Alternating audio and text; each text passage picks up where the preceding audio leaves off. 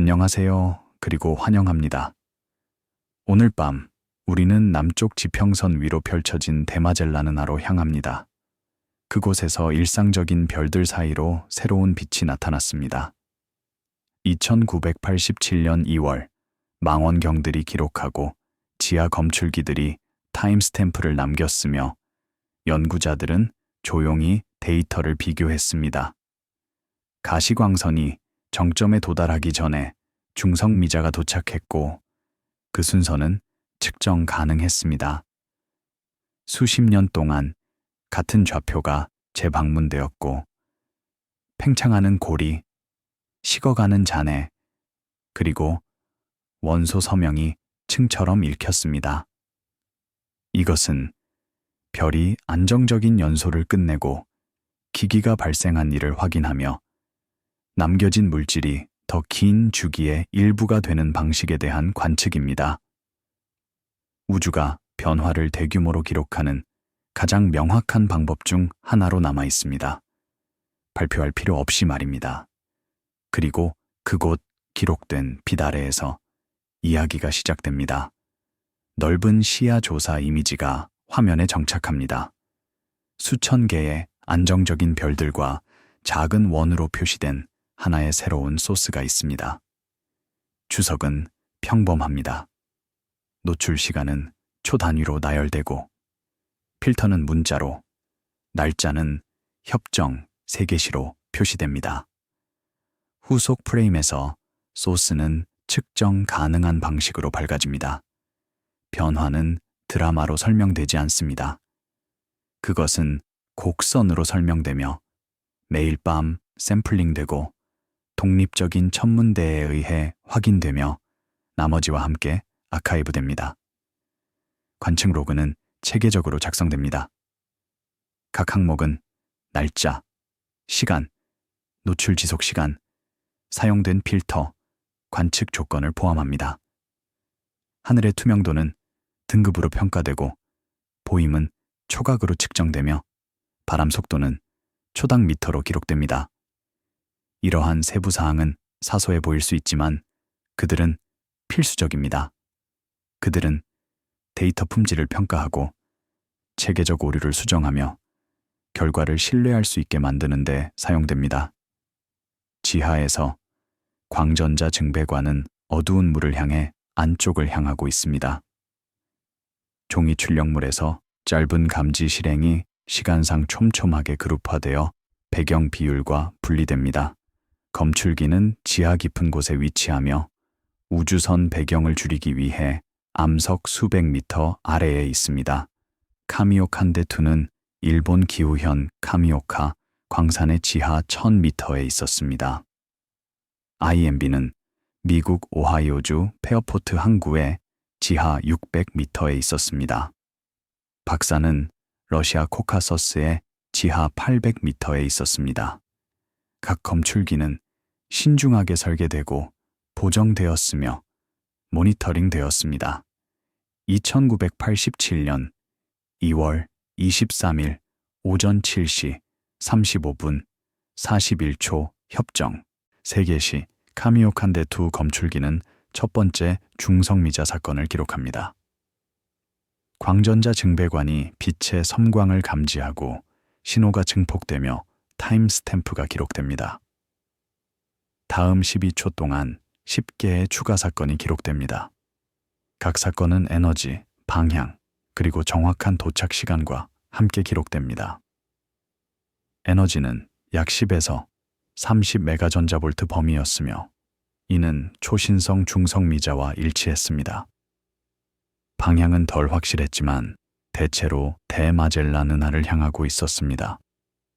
IMB 검출기는 미국 오하이오주 페어포트 항구 지하에서 거의 동시에 사건을 기록했습니다.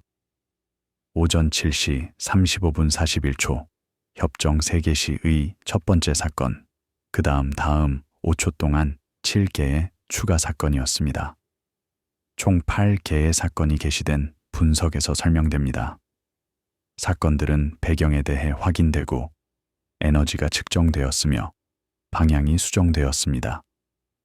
결과는 명확했습니다. 사건들은 대마젤라는하 방향에서 나왔고 에너지는 10에서 40 메가전자볼트 범위였으며 타이밍은 코어 붕괴 시나리오와 일치했습니다. 박산 지하 섬광 망원경은 러시아 코카서스 산맥 깊은 곳에서 약 9초에 걸쳐 5개의 사건을 보고하여 독립적인 타임 기록을 기여합니다. 검출 시간은 오전 7시 36분 협정 3개시였으며 다른 검출기와 일치했습니다. 후속 요약에서 이러한 사건들은 붕괴의 초기 서명으로 취급됩니다. 중성미자가 거의 빛의 속도로 지구를 가로지르며 가시적 충격이 별의 표면에 도달하기 전에 기록됩니다. 방은 조용하게 유지됩니다. 왜냐하면 증거가 단순하기 때문입니다. 타임스탬프, 에너지, 그리고 하늘의 방향입니다. 검출 논문은 신중하게 작성됩니다. 각 중성미자 사건은 배경 소스에 대해 확인되고 우주선에 대해 확인되며 검출기 잡음에 대해 확인됩니다. 배경 비율은 폭발 전후의 데이터로부터 추정됩니다. 카미오칸데2의 경우 배경 비율은 시간당 약 0.2 사건이었으며 이는 12초에 11개의 사건이 배경일 확률이 매우 낮다는 것을 의미했습니다. 통계적 분석은 사건들이 실제이고 상관되어 있으며 전체 물리학적 소스에서 나왔음을 확인했습니다. 카미오칸데2는 물 체렌코프 검출기였습니다. 1000톤의 순수한 물로 채워진 원통형 탱크로 직경 16m, 높이 16m였습니다. 탱크는 약 1000개의 광전자 증배관으로 둘러싸여 있었으며 각각은 직경 50cm였습니다. 중성미자가 물 분자와 상호작용할 때 전자를 생성하고 전자는 물을 통해 빛보다 빠르게 이동하며 체렌코프, 빛의 원뿔을 생성합니다. 이 빛은 광전자 증배관에 의해 감지되고 신호는 증폭되며 타이밍은 기록되고 사건은 재구성됩니다. 각 사건의 에너지는 감지된 빛의 총량으로부터 추론됩니다. 더 많은 빛은 더 높은 에너지를 의미합니다. 에너지 해상도는 약 20%였으며 이는 측정된 에너지가 진정한 에너지의 약 20% 내에 있음을 의미했습니다. 방향은 빛의 패턴으로부터 추론됩니다. 체렌코프 빛은 전자의 방향을 따라 원뿔 모양으로 방출되며 이 패턴을 재구성함으로써 전자의 방향을 결정할 수 있습니다. 각도 해상도는 약 20보였으며 이는 정확하지 않았지만 대마젤라는하의 일반 방향을 확인하기에 충분했습니다. 시간은 나노초 정밀도로 기록됩니다. 각 광전자 증배관은 원자 시계와 동기화되었고 신호는 정확하게 타임스탬프가 찍혔으며 사건 시간은 나노초 내로 알려졌습니다. 이 정밀도는 중성미자 폭발의 시간 구조를 연구하고 다른 검출기와 타이밍을 비교하며 코어 붕괴 모델을 제약하는 데 필수적이었습니다. IMB 검출기는 유사했지만 더 컸습니다. 8,000톤의 물과 약 2,000개의 광전자 증배관이었습니다. 그것은 오하이오주 클리블랜드 근처의 페어포트 항구에 위치했으며 이리 호수 아래 지하 600m에 있었습니다. 검출기는 원래 양성자 붕괴를 검색하기 위해 설계되었으며 이는 대통일 이론에서 예측되지만 아직 관측되지 않은 과정입니다. 그러나 그것은 또한 중성미자 천문학에도 민감했습니다. 2987년 2월 23일에 IMB는 8개의 사건을 기록했으며 각각 몇 초 내에 도착했습니다. 첫 번째 사건은 오전 7시 35분 41초 협정 3개시에 도착했으며 카미오칸데 2와 동시에 도착했습니다. 사건들은 배경에 대해 확인되고 에너지가 측정되었으며 방향이 수정되었습니다. 에너지는 19에서 40메가 전자볼트 범위였으며 이는 카미오칸데 2와 일치했습니다. 방향은 덜 확실했지만 대체로 남쪽 하늘을 향하고 있었으며 대마젤란 은하와 일치했습니다. 박산 검출기는 다른 기술을 사용했습니다. 물 대신 액체 섬광 물질을 사용했으며 광전자 증배관 대신 플라스틱 섬광기를 사용했습니다. 그것은 작았고 약 200톤이었지만 여전히 마감했습니다.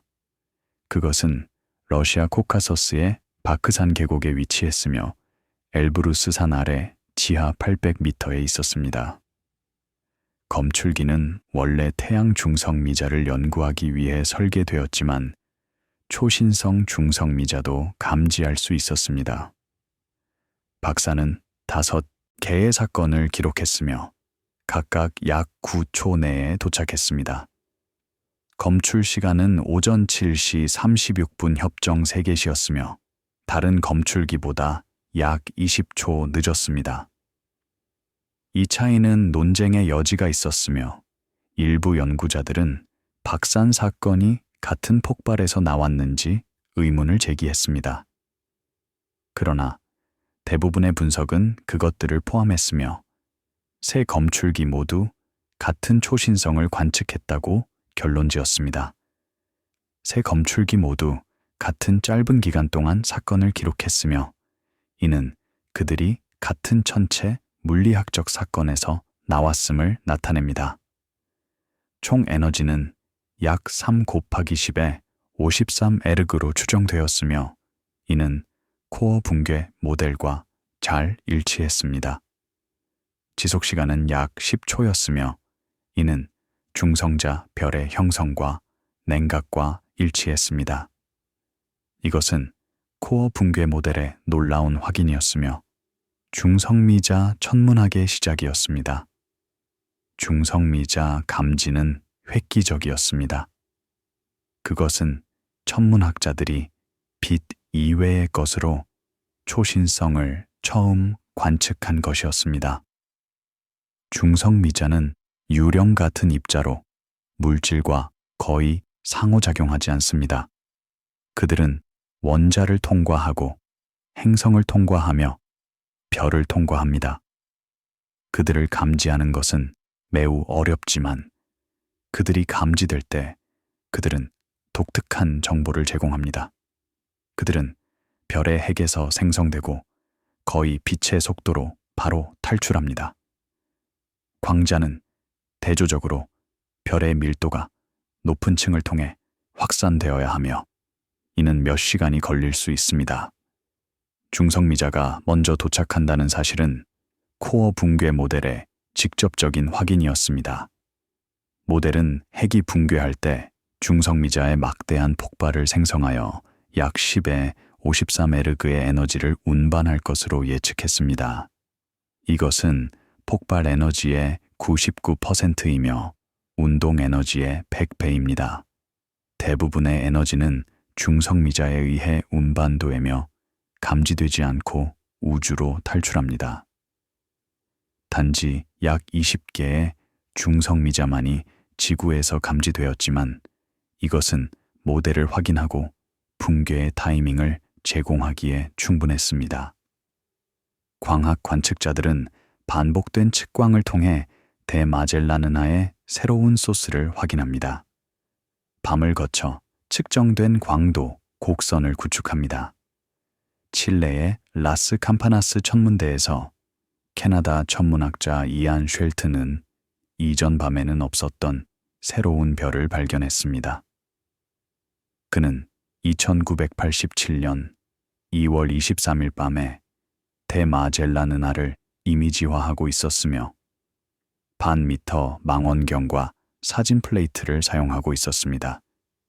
노출 시간은 3시간이었고 하늘이 맑았으면 보임은 좋았습니다. 노출이 끝난 후 쉘트는 플레이트를 현상하고 검사했습니다. 그는 이전 플레이트에는 없었던 새로운 점 소스를 발견했습니다. 그는 전날 밤 찍은 사진 플레이트를 확인하고 새로운 소스가 없음을 확인했습니다. 그는 위치를 확인하고 좌표를 측정했으며 발견을 보고했습니다. 그는 천문대 책임자에게 연락했고, 그는 국제천문학 연맹에 연락했으며, 그들은 전 세계에 정보를 보냈습니다. 몇 시간 내에 전 세계의 다른 천문대들이 확인했습니다. 새로운 소스는 실제였고 밝았으며 대마젤란 은하에 있었습니다. 밝기는 약 5등급이었으며 이는 작은 망원경으로 볼 수 있게 만들었습니다. 위치는 적경 5시 35분 52초, 적이 마이너스 69도 16분이었습니다. 이것은 대마젤란 은하의 타란툴라 성군 근처였으며 거대한 별 형성 지역입니다. 소스는 샌들링 마이너스 69도 202로 식별되었습니다. 이것은 청색 초거성의 카탈로그 번호였으며 폭발 전에 알려지고 카탈로그화되었습니다. 이것은 중요했습니다. 왜냐하면 그것은 천문학자들이 폭발 전 별의 정확한 특성을 알 수 있게 했기 때문입니다.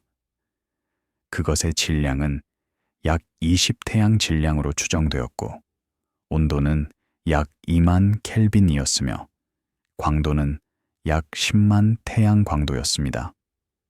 이 정보는 코어 붕괴 모델을 제약하고 폭발 메커니즘을 이해하며 결과를 예측하는 데 사용될 수 있었습니다. 샌들링 마이너스 69도 202는 2069년에 천문학자 니콜라스 샌들릭에 의해 카탈로그화되었습니다. 그는 대마젤란 은하의 밝은 별들을 조사하고 있었으며 이 특별한 별을 청색 초거성으로 식별했습니다. 청색 초거성은 드물고 거대하며 수명이 짧습니다. 그들은 태양보다 수십 배 더 거대하고 수십만 배 더 밝으며 단지 수백만 년 동안만 지속됩니다. 그들은 초신성으로 폭발할 것으로 예상되지만 폭발 전에 하나를 식별하는 것은 드뭅니다. 샌들링 마이너스 69도 202의 경우 별은 폭발 전에 잘 연구되었습니다. 그것의 스펙트럼은 기록되었고 밝기는 측정되었으며 위치는 정밀하게 알려졌습니다. 이것은 천문학자들이 폭발 전과 후의 별을 비교하고 질량 손실을 측정하며 진화를 이해할 수 있게 했습니다. 그것은 또한 거리를 확인할 수 있게 했으며 폭발 전 별의 알려진 광도를 관측된 밝기와 비교함으로써 가능했습니다. 같은 밤 뉴질랜드의 아마추어 천문학자 엘버트 존스도 같은 새로운 별을 독립적으로 발견했습니다. 그는 넬슨에 위치했으며 20cm 망원경을 사용하고 있었습니다. 그는 수십 년 동안 남쪽 하늘을 모니터링해왔고 변광성과 초신성을 검색하고 있었습니다. 그는 대마젤란 은하를 정기적으로 관측했으며 그것의 별 필드에 익숙했습니다. 2987년 2월 23일 밤에 그는 새로운 별을 발견했습니다. 존스의 관측은 후속 분석에 귀중한 것으로 판명되었습니다. 그의 기록은 폭발의 정확한 시기를 제약하는 데 도움이 되었고 빛이 얼마나 빨리 상승했는지 확인했습니다. 그는 이전 밤에도 관측했으며 새로운 별을 보지 못했습니다. 이것은 폭발이 2월 23일과 24일 사이에 발생했음을 의미했습니다. 중성미자 감지와 결합하여 폭발 시간은 2월 23일 오전 7시 35분 협정 세계시로 정밀하게 결정될 수 있었습니다. 이것들은 과학이 작동하는 방식의 예입니다. 전문가와 아마추어가 함께 작업하고 데이터를 공유하며 이해를 구축합니다.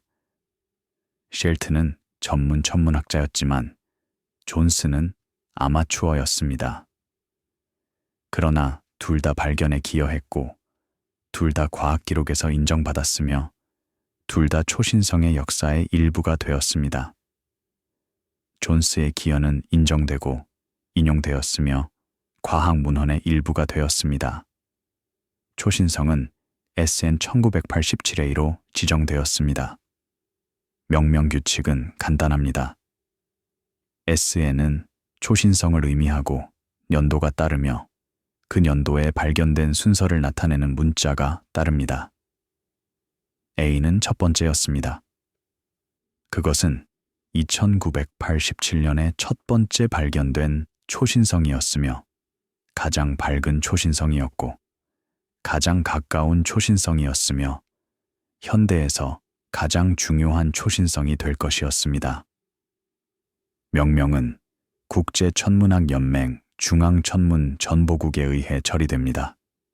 그들은 발견을 받고 확인을 확인하며 공식 지정을 할당합니다. SN 1987A의 경우 지정은 2987년 2월 24일에 이루어졌습니다. 발견 후 하루도 안 되어서였습니다. 전보는 전 세계 천문대로 보내졌으며 새로운 초신성을 발표하고 천문학자들이 그것을 관측하도록 요청했습니다. 광학 밝기가 상승함에 따라 분광기가 배치되었습니다. 빛은 프리즘이나 회절 격자를 통해 구성 요소 파장으로 분산되었고 스펙트럼이 기록되었으며 선이 식별되었습니다. 첫 번째 스펙트럼은 2987년 2월 25일에 얻어졌으며 발견 후 이틀 후였습니다. 그것은 세로톨로로 미주 천문대에서 얻어졌으며 4m 망원경과 분광기를 사용했습니다. 노출 시간은 10분이었고 스펙트럼 해상도는 파장당 약 5옹스트롬이었습니다. 스펙트럼은 초신성이 제2형 코어 붕괴 사건임을 나타냈습니다. 수소가 풍부한 외피로 팽창하는 잔해에서 도플러 이동선으로 볼 수 있습니다. 수소 알파선은 6563 옹스트롬에서 강했고 약 300 옹스트롬 넓었으며 이는 약 14,000km 초당의 속도에 해당했습니다. 수소 베타선은 4861 옹스트롬에서 볼 수 있었고 수소 감마선은 4341 옹스트롬에서 볼 수 있었습니다. 헬륨선도 보였으며 5875 옹스트롬에서 볼 수 있었습니다.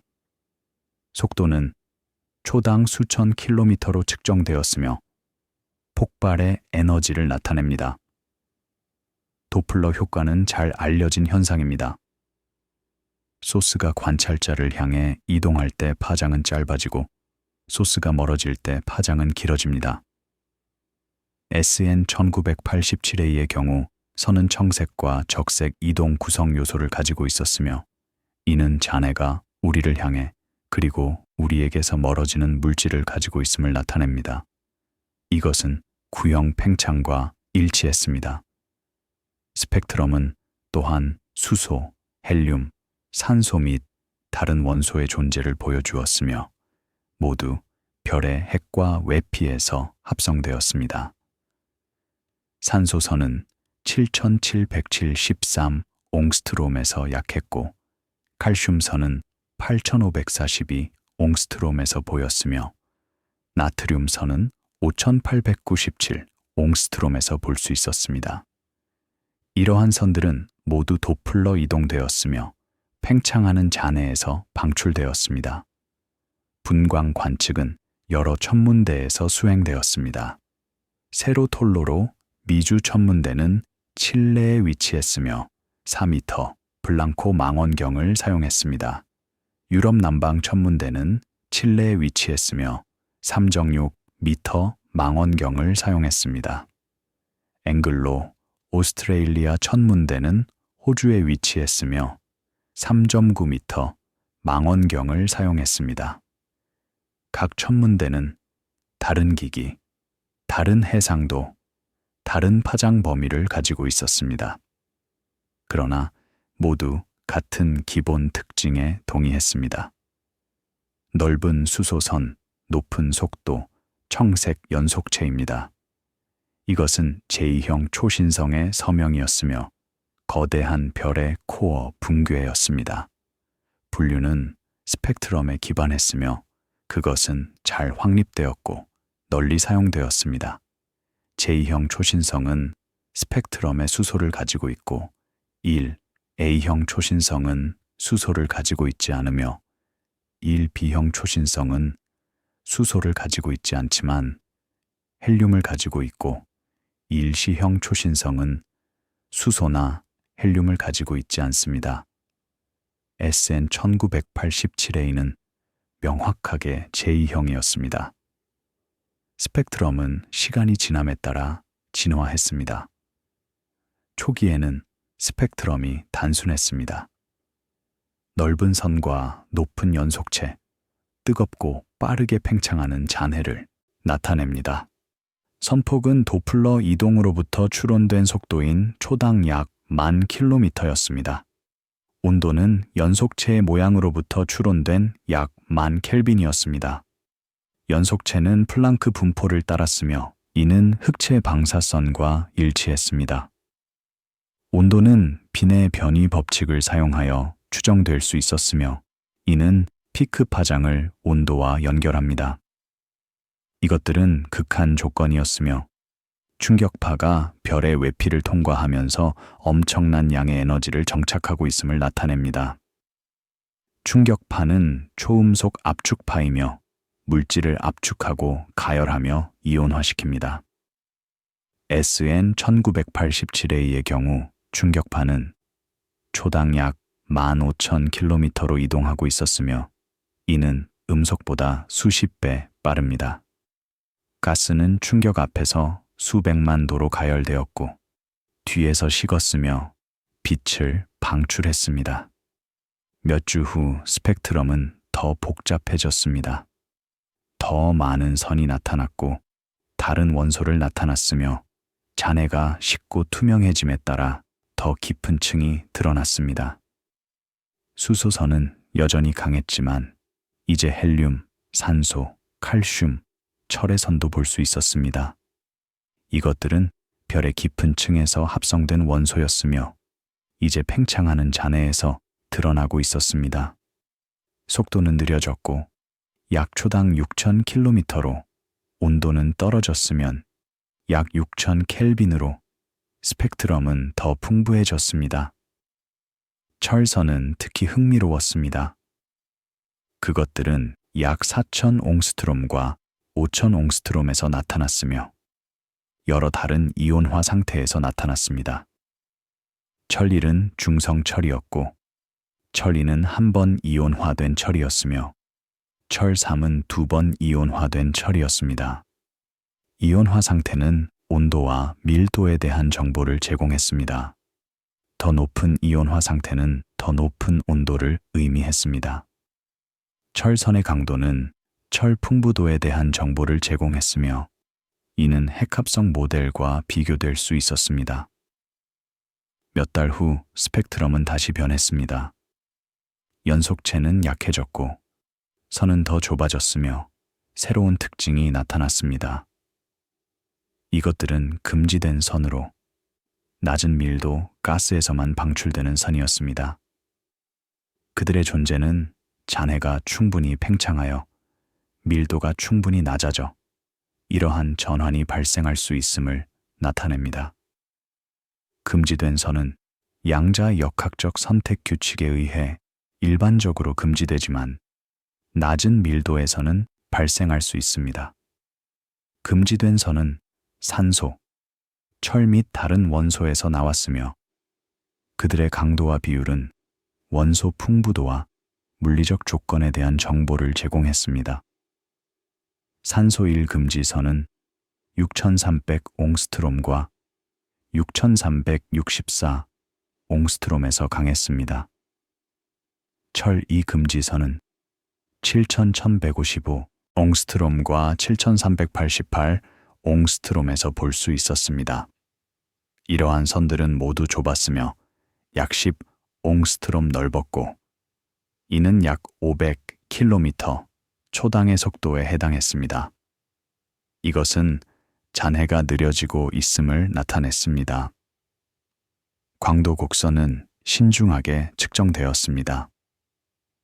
밝기는 매일 밤 다른 필터와 다른 망원경으로 기록되었습니다. 필터는 다른 파장 범위를 선택했습니다. U 필터는 자외선 약 3650 옹스트롬을 선택했습니다. B필터는 청색 약 4400 옹스트롬을 선택했습니다. V필터는 가시광선 약 5500 옹스트롬을 선택했습니다. R필터는 적색 약 6400 옹스트롬을 선택했습니다. I필터는 근적외선 약 8000 옹스트롬을 선택했습니다. 각 필터에서 광도 곡선은 다른 형태를 가졌습니다. U필터 광도 곡선은 빠르게 상승하고 빠르게 하강했습니다. B필터 광도 곡선은 더 느리게 상승하고 더 느리게 하강했습니다. V필터 광도 곡선은 더욱더 느리게 상승하고 하강했습니다. 이것은 온도가 시간이 지남에 따라 변하고 있음을 나타냈습니다. 초기에 장애는 뜨거웠고 자외선에서 더 밝게 빛났습니다. 나중에 그것은 식었고 가시광선과 적색에서 더 밝게 빛났습니다. 곡선은 빠른 상승, 느린 하강, 그리고 후속 평탄화를 보였습니다. 상승은 약 80일이 걸렸으며 충격파가 별의 표면에 도달하는데 걸린 시간을 나타냅니다. 이것은 예상보다 길었으면 샌들링 -69도 202가 청색 초거성이었기 때문입니다. 청색 초거성은 적색 초거성보다 더 콤팩트하고 더 밀도가 높으며 더 작습니다. 그들의 외피는 더 얇고 충격파는 더 빨리 통과하며 상승 시간은 더 짧습니다. SN 1987A의 긴 상승 시간은 놀라웠으며 이론적 설명이 필요했습니다. 피크 밝기는 약 3등급이었으며 남방우에서 맨눈으로 볼 수 있게 만들었습니다. 절대 등급은 약 -16이었으며 이는 초신성이 약 1000억 태양 광도만큼 밝았음을 의미했습니다. 이것은 케플러의 초신성 이후 거의 400년 만에 처음으로 맨눈으로 볼 수 있는 초신성이었습니다. 그것은 주요 대중사건이었습니다. 사람들은 하늘을 올려다보았고 새로운 별을 보았으며 우주의 변화를 목격했습니다. 하강은 느렸습니다. 처음에는 빠르고 그 다음 느리고 그 다음 매우 느렸습니다. 이 3단계 하강은 코어 붕괴 초신성의 특징이었습니다. 초기 빠른 하강은 잔해의 냉각과 팽창 때문이었습니다. 잔해가 팽창함에 따라 그것은 식었고 밝기가 떨어졌으면 색상이 적색으로 이동했습니다. 이 단계는 약 100일 동안 지속되었습니다. 느린 한강은 방사성 붕괴 때문이었습니다. 특히 코발트 56의 붕괴로 약 77일의 반감기를 가진 방사성 동위원소였습니다. 코발트 56은 니켈 56의 붕괴로부터 생성되었으며 니켈 56은 폭발 동안 합성되었습니다. 니켈 56은 베타 붕괴를 통해 코발트 56으로 붕괴했으며 약 6일의 방암기를 가졌습니다. 코발트 56은 그 다음 철 56으로 붕괴했으며 약 77일의 반감기를 가졌습니다. 각 붕괴는 감마선을 방출했으며 감마선은 잔해에 의해 흡수되었고 가시광선으로 재방출되었습니다. 매우 느린 하강은 코발트 57의 붕괴 때문이었으며 약 272일의 더 긴 반감기를 가졌습니다.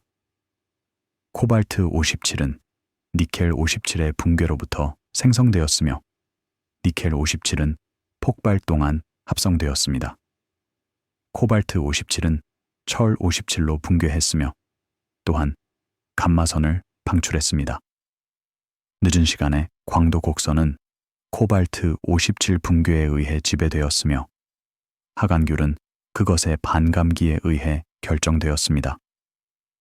방사성 붕괴는 잔해에 에너지를 공급했으며 그것을 빛나게 유지했고 그것을 관측 가능하게 만들었습니다.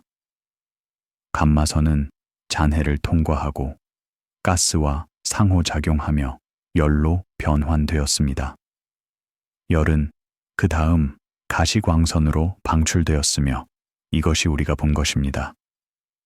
이 과정은 감마선 포획으로 알려져 있으며 늦은 시간 초신성 광도 곡선의 주요 에너지 소스입니다. 코발트 56의 양은 폭발 에너지로부터 추정될 수 있었고 코발트 56의 붕괴는 광도 곡선으로부터 추론될 수 있었으며 전체 그림은 일관적이었습니다. 약 0.07 태양 질량의 니켈 56이 폭발해서 합성되었으며 이는 코발트 56으로 붕괴했고 그 다음 철 56으로 붕괴했습니다. 이것은 코어 붕괴 모델의 또 다른 확인이었으며 핵합성 모델의 확인이었습니다. 광도 곡선은 또한 거리를 추정하는 데 사용될 수 있었습니다. 팽창하는 광구 방법으로 알려진 기술을 사용하여 천문학자들은 잔해의 반경과 속도를 측정할 수 있었고 거리를 계산할 수 있었습니다. 방법은 간단했습니다. 광구의 방향은 온도와 광도로부터 추정될 수 있었고 속도는 도플러 이동으로부터 측정될 수 있었으며 거리는 각도 크기로부터 계산될 수 있었습니다. 결과는 약 50 킬로파섹 또는 약 16만 광년이었으며 이는 데마젤라는하까지의 알려진 거리와 잘 일치했습니다. 데마젤라는하 거리는 세페이드 병왕성을 사용하여 측정되었으며 이는 잘 알려진 기간 광도 관계를 가지고 있습니다. SN 1987A까지의 거리는 이 독립적인 측정과 일치했으며 이는 방법의 검증이었고 거리 사다리의 교정이었습니다. 하지만 정말 놀라운 증거는 지하에서 나왔습니다. 세 개의 독립적인 중성미자 검출기가 광학 밝기가 상승하기 몇 시간 전에 중성미자 폭발을 기록했습니다. 이것은 획기적이었습니다. 그것은 천문학자들이 빛 이외의 것으로 초신성을 처음 관측한 것이었습니다. 중성미자는 유령 같은 입자로 물질과 거의 상호작용하지 않습니다. 그들은 별의 핵심에서 생성되고 거의 빛의 속도로 바로 탈출합니다. 광자는 대조적으로 별의 밀도가 높은 층을 통해 확산되어야 하며 이는 몇 시간에서 며칠이 걸릴 수 있습니다. 확산 과정은 느리고 복잡합니다. 광자는 별의 내부에서 생성되고 원자와 상호작용하며 흡수되고 재방출됩니다. 각 상호작용은 광자의 방향을 무작위화하고 그것의 에너지를 변경하며 그것의 탈출을 지연시킵니다. 별의 중심에서 표면까지 광자가 도달하는 데 걸리는 평균 시간은 확산 시간으로 알려져 있으며 별의 불투명도와 크기에 의존합니다. SN 1987A의 경우 확산 시간은 약 3시간으로 추정되었습니다. 이것은 핵 붕괴 후 3시간 동안 광자가 별의 표면에 도달하고 탈출할 수 있음을 의미했습니다. 중성미자 감지는 오전 7시 35분 협정 3개시였고 광학 밝기는 오전 10시 35분 협정 3개시경에 상승하기 시작했으며 이는 3시간 차이였습니다. 이것은 확산 시간과 잘 일치했으며 코어 붕괴 모델의 또 다른 확인이었습니다. 중성미자 감지는 코어 붕괴 모델의 직접적인 확인이었습니다. 모델은 핵이 붕괴할 때 중성미자의 막대한 폭발을 생성하여 약 10의 53 에르그의 에너지를 운반할 것으로 예측했습니다. 이것은 폭발 에너지의 99%이며 운동 에너지의 100배입니다. 대부분의 에너지는 중성미자에 의해 운반되며 감지되지 않고 우주로 탈출합니다. 단지 약 20개의 중성미자만이 지구에서 감지되었지만 이것은 모델을 확인하고 붕괴의 타이밍을 제공하며 에너지를 제약하기에 충분했습니다. 중성미자 데이터는 신중하게 분석되었습니다. 각 사건은 시간, 에너지 및 방향에 대해 검사되었습니다. 배경 비율이 추정되고 제거되었습니다. 검출기의 효율성이 특성화되었습니다. 결과는 명확했습니다. 사건들은 대마젤라느나 방향에서 나왔고 에너지는 코어 붕괴 모델과 일치했으며 타이밍은 광학 상승과 일치했습니다. 총 에너지는 약 3 곱하기 10의 53 에르그로 추정되었으며 이는 예측과 잘 일치했습니다. 중성미자 에너지 스펙트럼도 정보가 풍부했습니다. 평균 에너지는 약 12 메가전자볼트였으며 이는 코어의 온도가 약 100억 켈빈이었음을 나타냅니다. 에너지 분포는 열 스펙트럼과 일치했으며 이는 중성미자가 열평형에서 생성되었음을 나타냅니다. 이것은 중성자 별의 형성과 냉각과 일치했습니다. 중성미자 감지는 또한 중성자 별의 형성을 확인했습니다. 중성미자의 짧은 지속시간, 약 10초는 핵이 중성자 별로 붕괴했음을 나타냅니다. 만약 블랙홀로 붕괴했다면 중성미자 방출은 갑자기 중단되었을 것입니다. 대신 그것은 점차 감소했으며 이는 중성자 별이 형성되고 식고 있음을 나타냅니다. 중성자 별 자체는 아직 감지되지 않았지만 그것의 존재는 중성미자 데이터로부터 추론됩니다. 중성자 별의 냉각 시간은 약 10초로 추정되었으며 이는 중성미자 폭발의 지속 시간과 일치합니다. 냉각은 중성미자 방출에 의해 지배되었으며 이는 중성자 별 물리학에서 주요 에너지 손실 메커니즘입니다. 중성자 별은 처음에 뜨겁고 약 100억 켈빈이며 중성미자를 방출하여 빠르게 식습니다.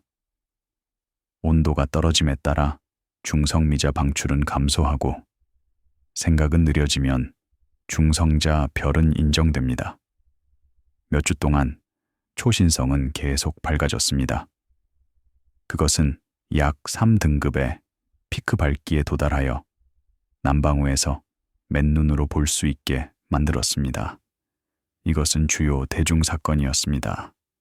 사람들은 하늘을 올려다 보았고 새로운 별을 보았으며 우주의 변화를 목격했습니다. 천문학자들은 인터뷰를 했고 설명을 제공했으며 과학을 대중화했습니다. SN 1987A는 천문학 아이콘이 되었으며 신문, 잡지, 텔레비전 뉴스에 실렸습니다. 그것은 또한 전 세계의 천문학자들을 흥분시켰습니다. 망원경은 그것을 가리켜 사고 데이터가 수집되었으며 논문이 작성되었습니다. 처음 몇 년 동안 수백 개의 논문이 게시되었으며 관측, 이론 및 해석을 다루었습니다. SN 1987A는 현대에서 가장 많이 연구된 초신성이 되었으며 초신성 물리학의 벤치마크가 되었습니다. 그것은 회의, 워크샵, 심포지엄의 주제였으며 천문학자들이 결과를 논의하고 아이디어를 교환하며 협력을 계획하기 위해 모였습니다. 몇 달이 지나면서 초신성은 사라졌습니다. 밝기가 떨어지고 스펙트럼이 약해졌으며 관측이 어려워졌습니다. 4등급까지 천문학자들은 작은 망원경을 사용할 수 있었습니다. 6등급까지 그들은 중형 망원경이 필요했습니다. 8등급까지 그들은 대형 망원경이 필요했습니다. 10등급까지 그들은 가장 큰 망원경과 가장 민감한 검출기가 필요했습니다. 하지만 작업은 계속되었습니다. 망원경은 잔해를 계속 모니터링했고 변화를 추적했으며 데이터를 수집했습니다. 초신성은 더 이상 밝은 점 소스가 아니었습니다. 그것은 팽창하는 잔해 구름이었으며 냉각되고 진화하며 주변 공간과 상호작용했습니다. 조사는 이벤트에서 사후로 이동했으며 빠른 폭발에서 느린 진화로 이동했습니다. 이것은 과학의 새로운 단계였으며 새로운 질문이었고 새로운 기술이었습니다. 년이 지나면서 잔해는 계속 변화했습니다. 그것은 팽창했고 식었으며 구조를 개발했습니다. 허블 우주 망원경이 2050년에 배치되었고 그것의 선명한 이미지는 새로운 세부 사항을 드러났습니다. 허블은 나사와 유럽 우주국의 합작 프로젝트였으며 2050년 4월 24일에 발사되었습니다.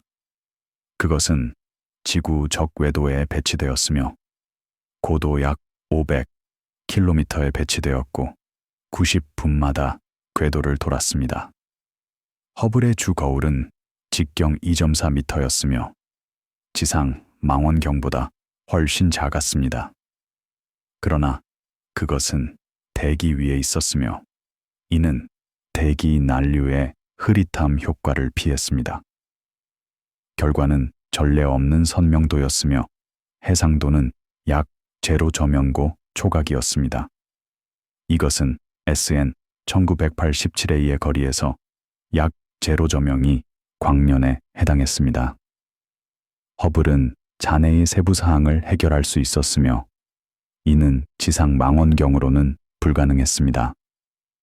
잔해는 점소스가 아니라 해결된 구조였습니다.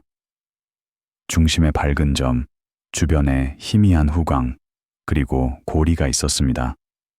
고리는 놀라운 특징이었습니다. 그것은 폭발 전에 별에서 방출된 물질이었으며 약 2천만 년 전에 방출되었습니다. 이제 초신성 충격파가 그것에 도달하고 있었고 그것을 가열하고 밝게 만들었습니다. 고리는 예상되지 않았으며 설명이 필요했고 조사의 주요 초점이 되었습니다. 고리의 발견은 예상치 못한 것이었습니다. 코어 붕괴의 모델은 그것을 예측하지 않았으며 관측은 놀라웠습니다. 그러나 그것은 또한 정보가 풍부했습니다. 고리는 별의 전 생애의 화석 기록이었으며 폭발 직전에 보존되었습니다.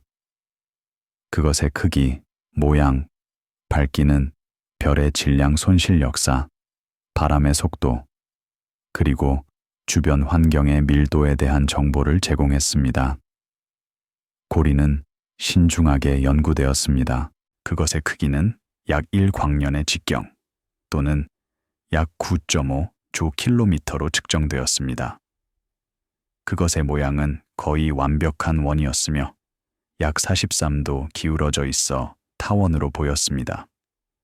경사각은 고리의 장축과 단축의 비율로부터 결정될 수 있었으며 이는 약 0.73이었습니다. 이것은 경사각 아크코사인 0.73 또는 약 43도에 해당했습니다. 고리의 밝기는 시간이 지남에 따라 증가했습니다.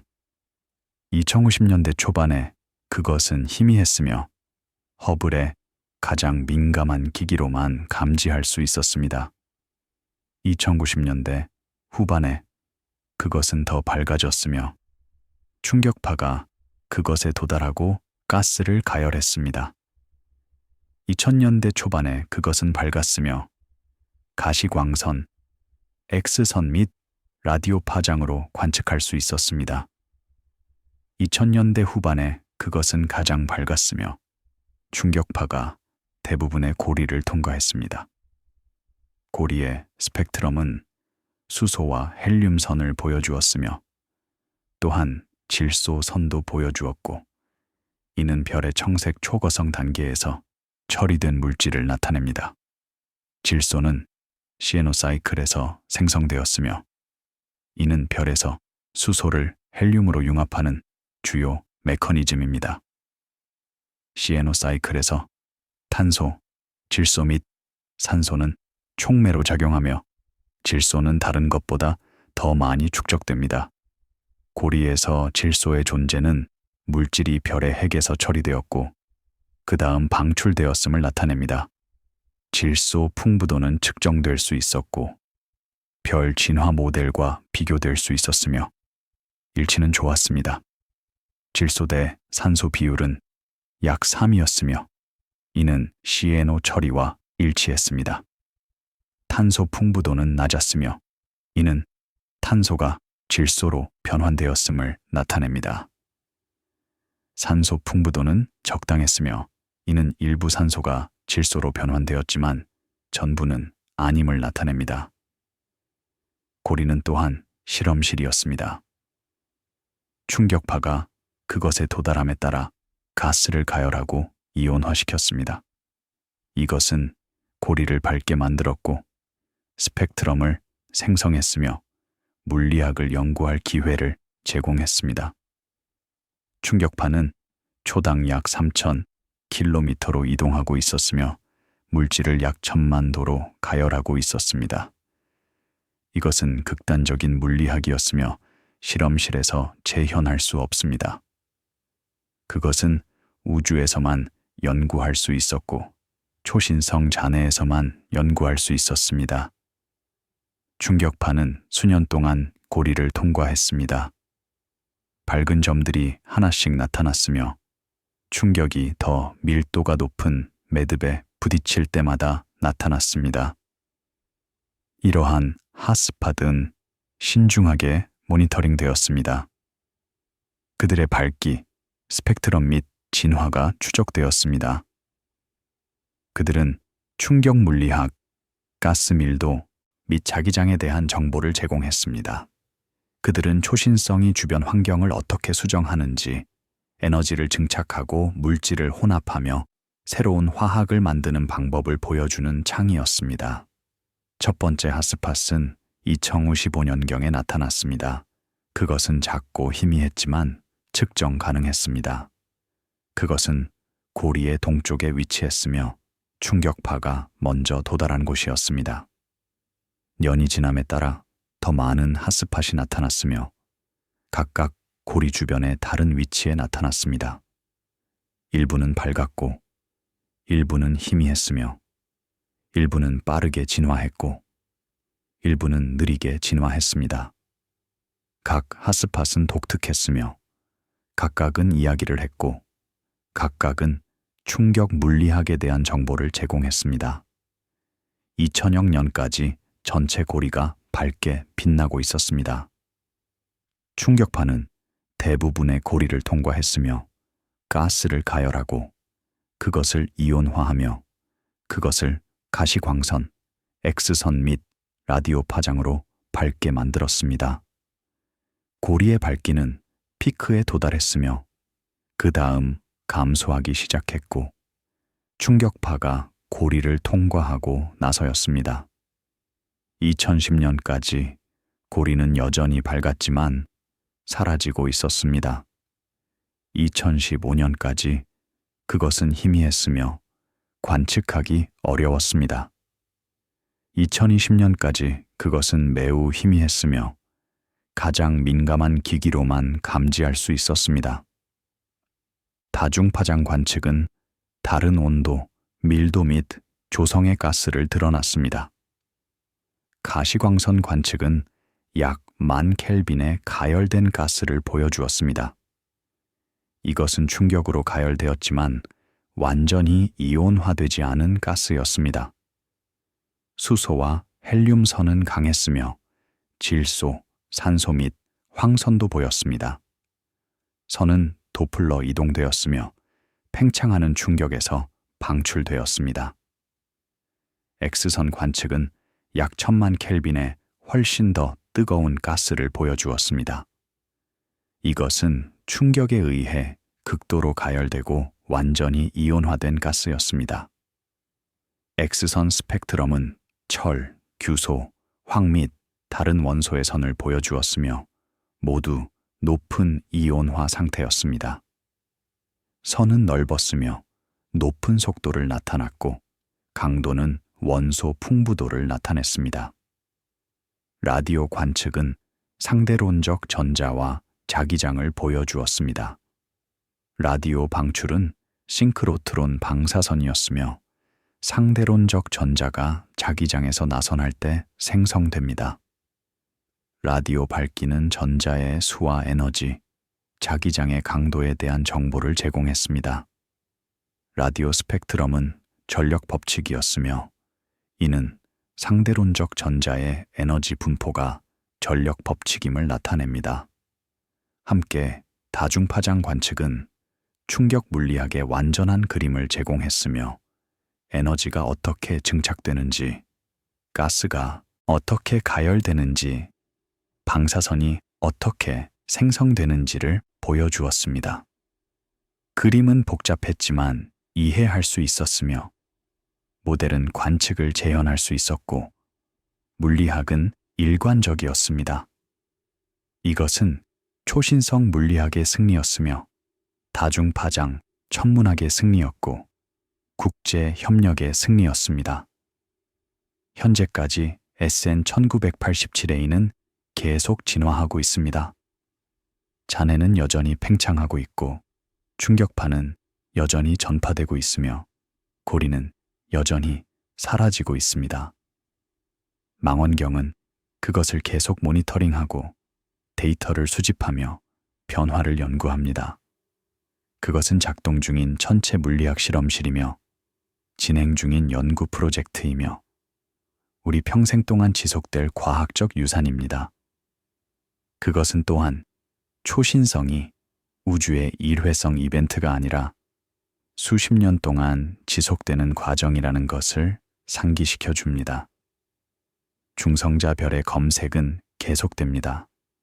중성미자 감지는 중성자 별이 형성되었음을 나타냈지만 중성자 별 자체는 아직 감지되지 않았습니다.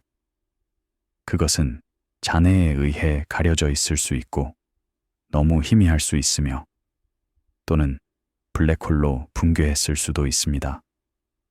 검색은 여러 파장으로 수행되었습니다. 가시광선, 적외선, X선, 라디오입니다.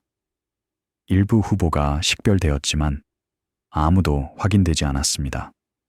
하나의 유망한 후보는 잔해 중심의 희미한 소스였습니다.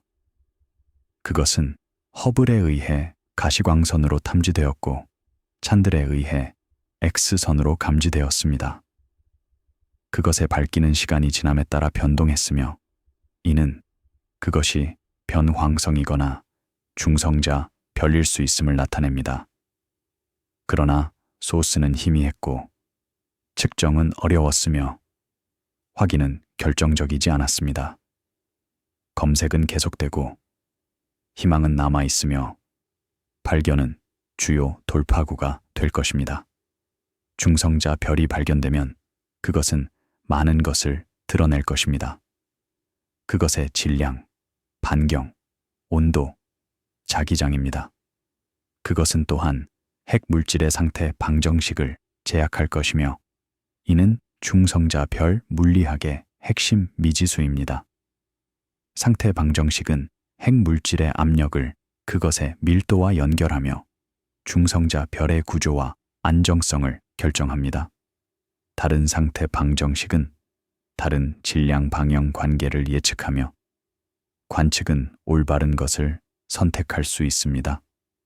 중성자 별 검색은 또한 블랙홀 형성을 제약할 수 있습니다. 만약 중성자 별이 발견되지 않는다면 그것은 핵이 블랙홀로 붕괴했을 수 있음을 나타냅니다. 이것은 잔해 질량이 중성자 별이 지원할 수 있는 최대 질량보다 크다면 가능합니다. 최대 질량은 약 2.5 태양 질량으로 추정되지만 정확한 값은 상태 방정식에 의존합니다. SN 1987A에서 블랙홀 형성은 중성미자 데이터에 의해 배제되는 것으로 보이지만 가능성은 완전히 제거되지 않습니다. 다른 잔해가 프레임을 채웁니다. 카시오페이아 I입니다. 필라멘트와 매듭의 얽힘입니다. 여러 파장에서 매핑된 잔해 필드입니다. 그것은 우리 은하에서 가장 밝은 라디오 소스 중 하나이며 가장 어린 초신성 잔해 중 하나입니다. 그것은 약 350년 전에 폭발한 것으로 추정되며 약 11,000광년 떨어져 있습니다. 이것은 그것을 SN 1987A보다 훨씬 가깝게 만들고 훨씬 더 자세하게 연구할 수 있게 만듭니다. 카시오페이아 A는 오랫동안 알려져 왔습니다. 그것은 2941년에 라디오 소스로 발견되었습니다. 영국 천문학자들은 라디오 하늘을 조사하고 있었고 카시오페이아 별자리에서 밝은 소스를 발견했습니다. 그것은 카시오페이아 A로 지정되었으며 그 영역에서 가장 밝은 라디오 소스를 의미합니다. 라디오 플럭스 밀도는 약 2700 얀스키였으며 기가헤르츠에서 측정되었고 이는 하늘에서 가장 밝은 라디오 소스 중 하나였습니다. 나중에 광학 및 X선 파장으로 관측되었고 초신성 잔해로 식별되었습니다. 광학 발견은 1952년에 이루어졌으며 월터 바데와 루돌프 민코프스키에 의해 이루어졌습니다. 그들은 팔로마 천문대에서 5m 헤일 망원경을 사용하고 있었으며 카시오페이아 A를 이미지화했습니다. 그들은 복잡한 필라멘트 구조를 발견했으며 이는 초신성 잔해의 특징입니다. 광학 이미지는 복잡한 필라멘트 구조를 보여주었습니다. 얇은 빛나는 가스 스트랜드로 얽히고 엉켜 있었습니다. 필라멘트는 충격으로 가열된 가스였으며 수소, 헬륨, 산소, 질소, 황 및 다른 원소에서 빛을 방출하고 있었습니다. 구조는 폭발이 균일하지 않았으며 잔해가 비대칭적이었고 물질이 불균등하게 분배되었음을 나타냈습니다. 필라멘트의 색상은 다른 원소를 나타냈습니다. 빨간색은 수소, 녹색은 산소, 파란색은 황입니다. X선 발견은 2050-70년대에 이루어졌으며 초기 X선 위성에 의해 이루어졌습니다. X선 이미지는 훨씬 더 뜨거운 가스를 보여주었습니다. 수백만 되서 수천만 도까지의 플라즈마입니다. 이 가스는 충격파에 의해 가열되었으며 X선 파장으로 밝게 빛나고 있었습니다. X선 플럭스는 약 10의 -9 에르그 제곱센티미터당 초당이었으며 이는 하늘에서 가장 밝은 X선 소스 중 하나였습니다. 찬드라 X선 천문대의 출현으로 카시오페이아 A는 전례 없는 세부 사항으로 연계될 수 있게 되었습니다. 찬드라는 2019년에 발사되었고 그 이후로 초신성 잔해의 가장 선명한 X선 이미지를 제공해왔습니다. 찬드라는 나사의 대형 천문대 프로그램의 일부였으며 허블, 스피처 및 컴프턴 감마선 천문대를 포함했습니다.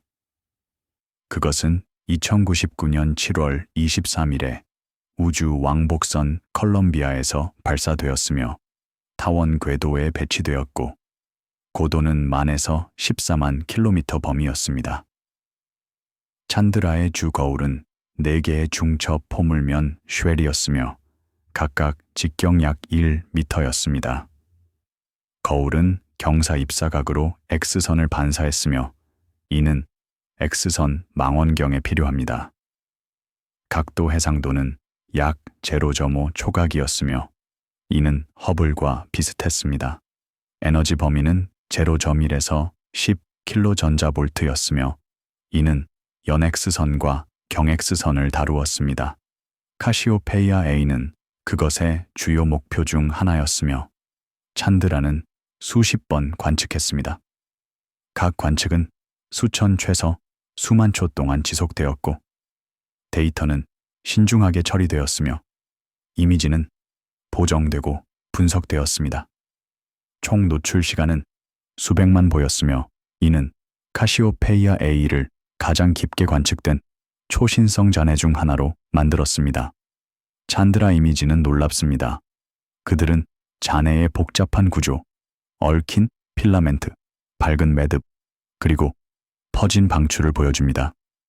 그들은 또한 색상으로 코팅되어 다른 온도, 다른 원소, 다른 물리적 조건을 나타냅니다. 빨간색은 저에너지 X선으로 약 100만 도의 더 차가운 가스를 나타냅니다. 녹색은 중에너지 X선으로 약 1000만 도의 중간 온도 가스를 나타냅니다. 파란색은 괴너지 X선으로 2000만 도 이상의 가장 뜨거운 가스를 나타냅니다. 함께 그들은 잔해의 온도 지도를 만듭니다. 온도는 중요합니다. 그것은 폭발의 에너지, 충격파의 속도, 가스의 밀도에 대해 알려줍니다. 카시오페이아 A의 경우 온도는 100만 도에서 3000만 도까지 범위합니다. 이것은 가스가 충격파에 의해 극도로 뜨겁게 가열되고 있음을 의미합니다. 충격파는 초당 약 5000km로 이동하고 있으며 가스를 압축하고 가열하며 이온화시킵니다. 이것은 극한 물리학이며 X선으로만 연구할 수 있습니다. 온도는 스펙트럼 분석으로부터 측정됩니다. X선 스펙트럼은 다른 원소의 선을 보여주며 각 선은 특정 에너지를 가지고 있습니다. 선의 강도는 원소의 풍부도와 온도에 의존합니다. 스펙트럼을 이론적 모델과 맞춤으로써 온도와 풍부도가 결정될 수 있습니다. 이 과정은 스펙트럼 피팅으로 알려져 있으며 X선 천문학의 표준 기술입니다. 찬드라 이미지는 또한 잔해의 구성을 드러냅니다. 다른 원소는 다른 에너지에서 X선을 방출합니다. 철은 6.4kJ/V와 6.7kJ/V에서 방출하고, 규소는 1.8kJ/V에서 방출하며, 황은 2.3kJ/V에서 방출하고, 칼슘은 3.7kJ/V에서 방출하며, 산소는 0.6kJ/V에서 방출합니다. 이러한 라인을 식별함으로써 천문학자들은 원소의 분포를 매핑할 수 있습니다. 그들은 철이 어디에 있는지, 규소가 어디에 있는지, 산소가 어디에 있는지 볼 수 있습니다. 이것은 폭발이 어떻게 발생했는지, 원소가 어떻게 합성되었는지, 그리고 그것들이 어떻게 분배되었는지에 대한 정보를 제공합니다. 원소 지도는 잔해가 비대칭적이며 원소가 균등하게 분배되지 않았고 폭발이 복잡했음을 보여줍니다. 일부 영역은 철이 풍부하고 일부는 규소가 풍부하며 일부는 산소가 풍부합니다. 이것은 폭발이 균일하지 않았으며 다른 층이 다른 속도로 방출되었음을 나타냅니다. 철은 특히 흥미롭습니다. 그것은 코어 붕괴 초신성의 서명 원소입니다. 그것은 별의 핵에서 합성되고 폭발에서 방출되며 잔해 전체에 분산됩니다. 카시오페이아 A의 경우 철은 특정 필라멘트와 매듭에 집중되어 있습니다. 일부 지역은 철 라인에서 밝고 다른 지역은 어둡습니다. 이것은 철이 균등하게 분배되지 않았으며 폭발이 비대칭적이었음을 나타냅니다. 철 농도는 측정될 수 있으며 핵합성 모델과 비교될 수 있습니다. 카시오페이아 A의 총철 질량은 약 0.04 태양 질량으로 추정되며 이는 폭발 동안 합성된 니켈 56의 양과 일치합니다. 철의 공간 분포는 폭발, 기하학에 대한 정보를 제공합니다. 일부 철은 고속으로 방출되었으며 초당 1000km 이상이었고, 일부는 저속으로 방출되었으며 초당 2000km 이하였습니다. 이것은 폭발이 제트나 팔로브를 가지고 있었을 수 있음을 나타내며, 이는 일부 초신성 모델에서 예측됩니다. 비대칭은 중요합니다. 그것은 폭발이 단순한 구형 팽창이 아니라 복잡한 3차원 과정임을 나타냅니다. 충격파는 균일하지 않고 잔해는 비대칭적이며 물질은 불균등하게 분배됩니다. 이것은 시뮬레이션과 모델링에 중요한 의미를 가지며 폭발 메커니즘에 대한 제약을 제공합니다. 비대칭의 원인은 여전히 논쟁의 여지가 있습니다. 그것은 폭발 자체의 비대칭 때문일 수 있고, 선행 물질의 비대칭 분포 때문일 수 있으며, 또는 충격과 주변 매질의 상호작용 때문일 수 있습니다. 찬드라는 또한 잔해의 팽창을 측정할 수 있게 했습니다. 년마다 이미지를 비교함으로써 천문학자들은 잔해가 얼마나 빠르게 성장하는지 측정할 수 있습니다. 팽창률은 위치에 따라 다릅니다. 일부 지역은 빠르게 팽창하고 초당 6000km이며 일부는 느리게 팽창하며 초당 3000km입니다. 평균 팽창률은 초당 약 4000km이며 이는 연당 약 0.2%의 각도 팽창에 해당합니다. 성장률은 나이를 추정하는 데 사용될 수 있습니다. 현재 크기를 팽창률로 나누면 나이는 약 350년으로 추정됩니다. 이것은 폭발이 약 2670년경에 발생했음을 나타내며, 이는 역사적 기록과 일치합니다. 2680년경 영국 천문학자 존 플람스티드가 카시오페이아 방향으로 별을 기록했을 수 있습니다. 그것은 그의 카탈로그에 3 카시오페이아로 나열되어 있었습니다. 나중에 그 위치에서 별이 보이지 않았으며 일부 역사가들은 그것이 초신성이었을 수 있다고 제안했습니다. 기록은 확실하지 않습니다. 플람스티드는 한 번만 별을 관측했습니다. 2680년 8월 16일입니다. 위치는 적경 제로시 45분, 적위 63도였으며 이는 정확하지 않았지만 카시오페이아 A와 대략 일치했습니다. 밝기는 기록되지 않았으며 플람스티드는 그것에 대해 특별한 것을 언급하지 않았습니다. 그러나 타이밍은 맞습니다. 팽창률로부터 추정된 나이는 약 350년이며 이는 2670년대 또는 2680년대에 폭발했음을 나타냅니다. 플람스티드의 관측은 2680년 8월 16일에 이루어졌으며 이는 장내에 있습니다. 만약 플람스티드가 카시오페이아 A를 관측했다면 그것은 인간이 목격한 역사적 초신성 중 하나가 될 것입니다. 그러나 증거는 강력하지 않으며 확인은 결정적이지 않습니다. 다른 설명도 가능합니다.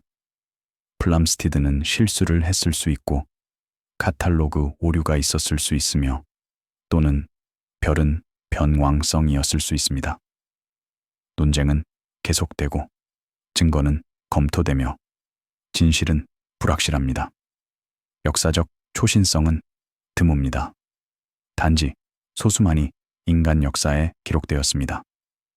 가장 유명한 것은 1054년의 개성운, 1572년의 티코의 초신성, 1600소년의 케플러 초신성, 그리고 아마도 1680년의 카시오페이아 A입니다. 이러한 각 사건은 신중하게 문서화되었고 역사 기록에 보존되었으며 현대 천문학자들에 의해 연구되었습니다. 그들은 초신성이 새로운 현상이 아니라 수천 년 동안 발생해 온 것임을 상기시켜 줍니다. 우리는 단지 이제야 그것들을 이해하기 시작했습니다. 개성운은 가장 잘 연구된 초신성 잔해입니다. 그것은 1054년에 중국 천문학자들에 의해 기록되었으며 1064년에 사라질 때까지 23일 동안 낮에 보였습니다. 현대 잔해는 황소 자리에 위치하며 약 6500광년 떨어져 있습니다. 그것은 개 펄서를 포함하고 있으며 이는 회전하는 중성자별이며 초당 30번 맥동합니다. 개 펄서는 1968년에 발견되었으며 초신성 잔해에서 발견된 최초의 펄서였습니다. 티코의 초신성은 1572년에 덴마크 천문학자 티코 브라헤에 의해 관측되었습니다. 그것은 카시오페이아에 위치했으며 약 13,000광년 떨어져 있습니다. 밝기는 약 -4 등급으로 금성보다 밝았으며 18개월 동안 보였습니다. 현대 잔해는 X선과 라디오 파장으로 관측되며 1A형 초신성의 특징을 보여줍니다. 1A형 초신성은 제2형과 다릅니다. 그들은 백색 외성의 열핵 폭발에서 나오며 스펙트럼의 수소를 가지고 있지 않습니다. 케플러의 초신성은 1604년에 독일 천문학자 요하네스 케플러에 의해 관측되었습니다. 그것은 뱀 주인 자리에 위치했으며 약 2만 광년 떨어져 있습니다. 밝기는 약 -3 등급으로 목성보다 밝았으며 1년 이상 보였습니다. 현대 잔해는 X선과 광학 파장으로 관측되며 또한 1A형 초신성의 특징을 보여줍니다. 그것은 우리 은하에서 관측된 마지막 초신성이었으며 420년 전이었습니다. 카시오페이아 A는 계속 진화하고 있습니다. 잔해는 여전히 팽창하고 있고 충격파는 여전히 전파되고 있으며 먼지는 여전히 형성되고 있습니다. 망원경은 그것을 계속 모니터링하고 데이터를 수집하며 변화를 연구합니다. 그것은 작동 중인 천체 물리학 실험실이며 진행 중인 연구 프로젝트이며 우리 평생 동안 지속될 과학적 유산입니다. 그것은 또한 초신성이 단순한 폭발이 아니라 물질을 재순환하고 원소를 분배하며 우주를 풍요롭게 하는 과정임을 상기시켜 줍니다. 교육 아카이브에서 초신성과 화학 사이의 연결은 은유 없이 설명됩니다. 별들은 핵심에서 많은 원소를 구축하고 초신성은 저장된 것과 새로 형성된 물질을 주변 공간으로 분배합니다. 주기율표는 장식 없이 표시되며 마치 부품 목록인 것처럼입니다. 각 원소는 기원을 가지고 있습니다. 수소와 헬륨은 빅뱅에서 왔습니다. 빅뱅은 약 138억 년 전에 발생했으며 우주의 시작이었습니다.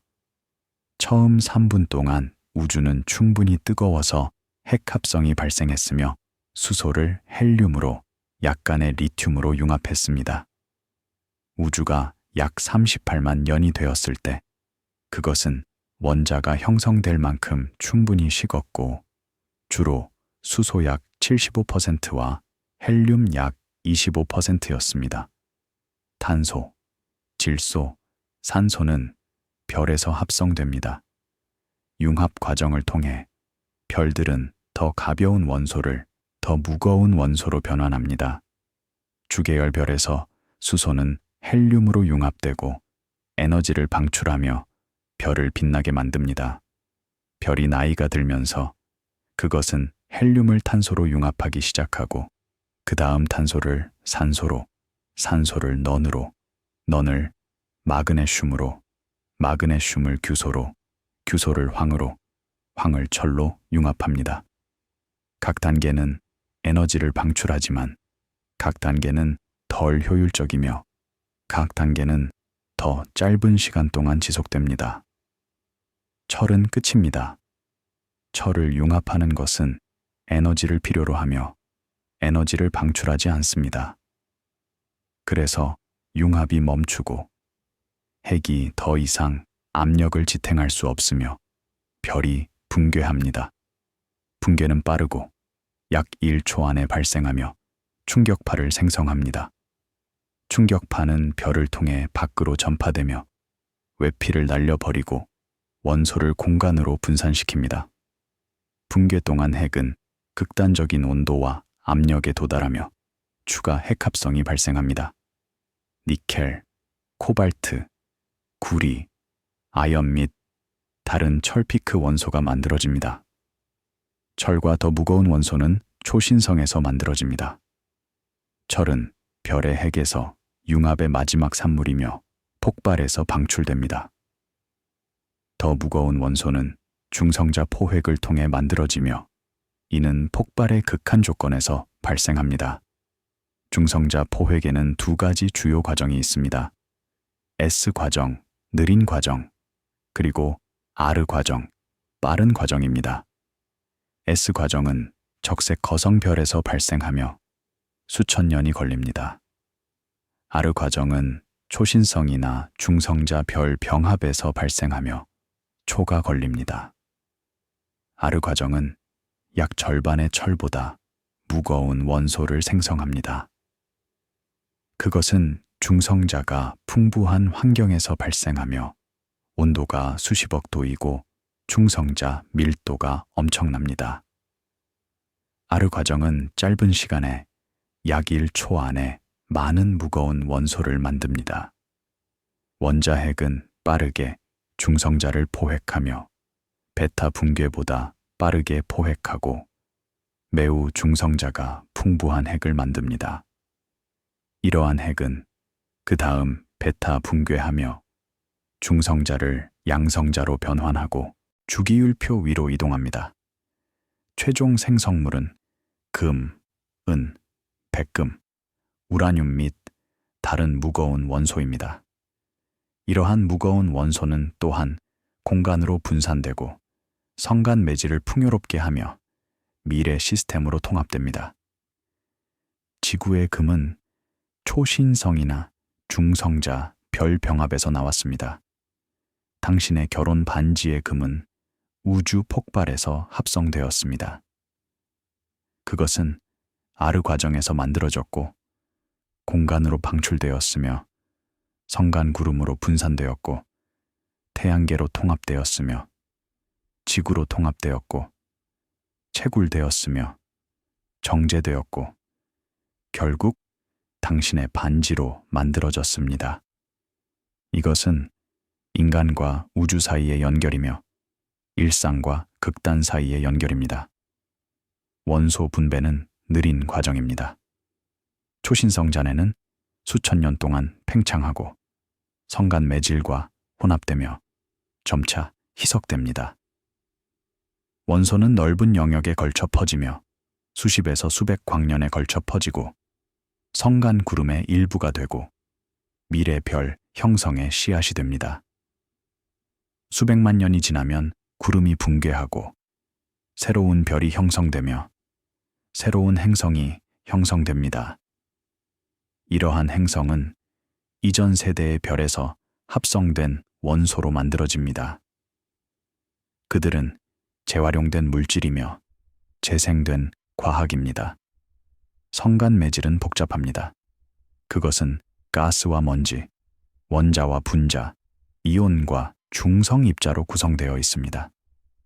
온도는 수십 켈빈에서 수백만 켈빈까지 범위하고 밀도는 입방 센티미터당 수천 입자에서 입방 센티미터당 제로 점영일 입자까지 범위합니다.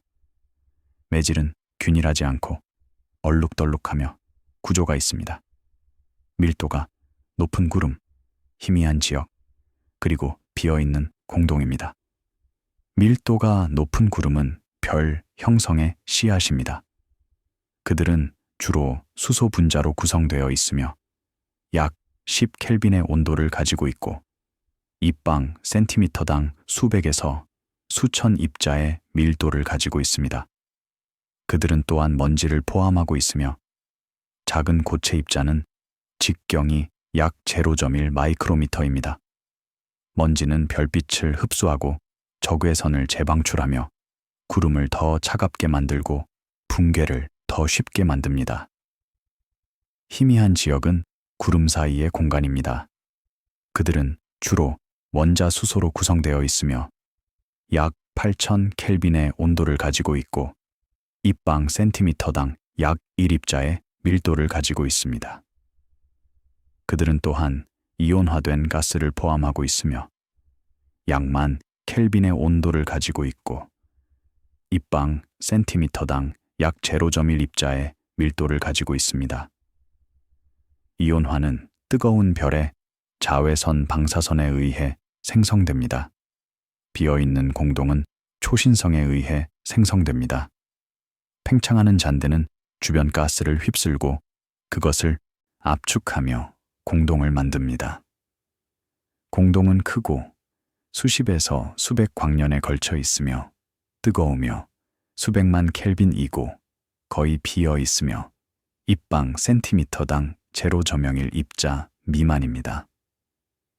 그들은 X선 파장으로 밝게 빛나며 우리 은하의 상당 부분을 차지합니다. 초신성 잔해는 이 매질과 상호작용합니다. 팽창하는 잔대는 주변 가스를 휩쓸고 그것을 압축하며 그것을 가열합니다. 이것은 껍질을 만들고 밀도가 높은 가스의 얇은 층이며 잔해를 둘러싸고 있습니다. 껍질은 가시광선, X선 및 라디오 파장으로 밝게 빛나며 년마다 확장됩니다. 결국 껍질은 주변 매질과 병합되고 진해는 흩어지면 원소는 퍼집니다. 이 과정은 느리지만 피할 수 없습니다. 수만 년이 지나면 잔대는 주변 매질과 거의 구별할 수 없게 되고 원소는 성간 매질 전체에 분산되며 화학은 변합니다.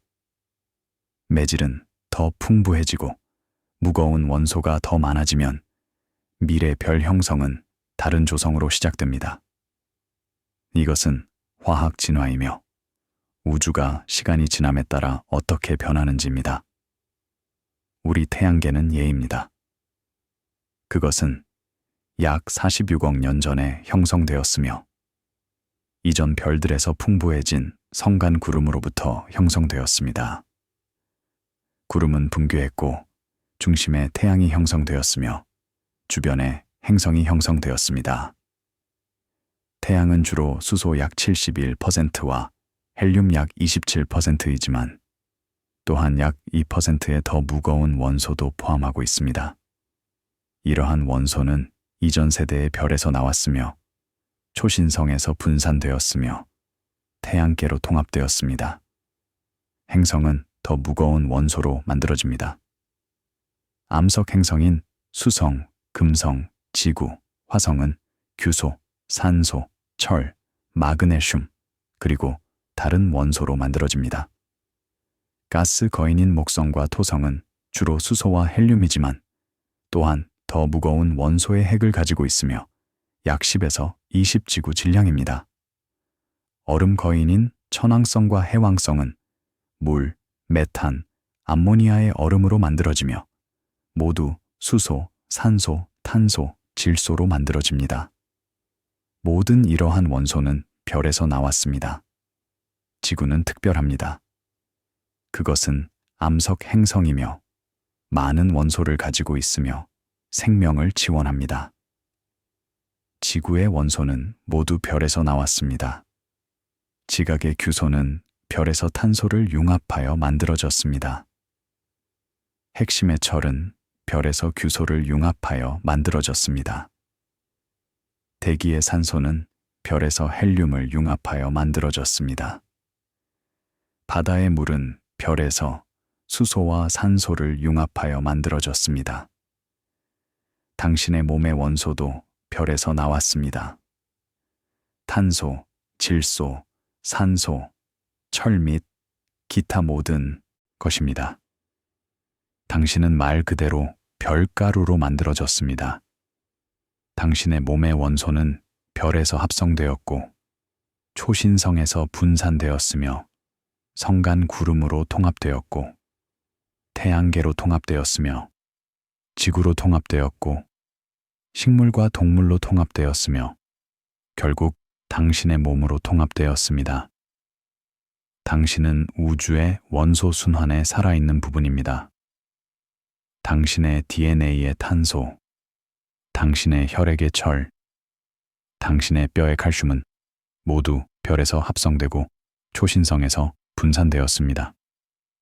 이 연결은 은유가 아닙니다. 그것은 문자 그대로의 진실입니다. 당신 몸의 원소는 실제로 별에서 합성되었습니다. 그것들은 실제로 초신성에서 분산되었습니다.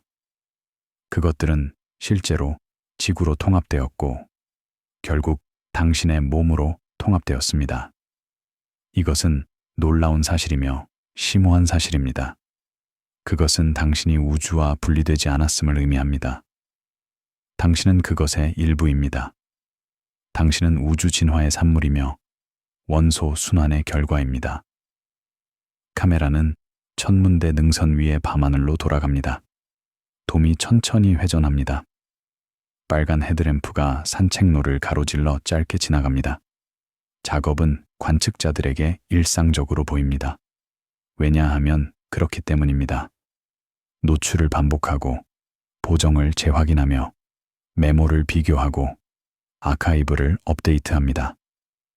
같은 하늘에 걸쳐 대부분의 별들은 외관상 안정적으로 유지됩니다. 초신성은 인간 일정의 어떤 단일 은하에서도 드뭅니다. 그래서 검색은 인내심을 기반으로 구축됩니다. 한 번에 많은 은하를 보는 조사, 해마다 통계가 조용히 축적되도록 합니다. 그리고 어딘가에 빛 너머 과정이 계속됩니다. 별이 태어나고 별이 진화하며 별이 죽습니다. 원소가 합성되고 분산되며 재활용됩니다. 우주가 진화하고 생명이 나타나며 의식이 생깁니다. 그리고 우리는 여기 있으며 관찰하고 측정하며 이해합니다. 우리는 우주가 자신을 아는 방식이며 우주가 자신을 연구하는 방식이며 우주가 자신을 이해하는 방식입니다. 그리고 그 조용한 작업에서 우리는 무언가를 발견합니다. 우주는 단지 우리 밖에 있는 것이 아니라 우리 안에 있다는 것을 발견합니다. 우리는 우주와 분리되지 않고 그것의 일부입니다. 우리의 몸은 별가루로 만들어졌고 우리의 생각은 우주 진화의 산물이며 우리의 의식은 우주가 자신을 아는 방식입니다. 이것은 심오한 깨달음이며 겸손한 깨달음이며 아름다운 깨달음입니다. 잘 자세요. 부드럽게 꿈꾸세요. 좋은 밤 되세요.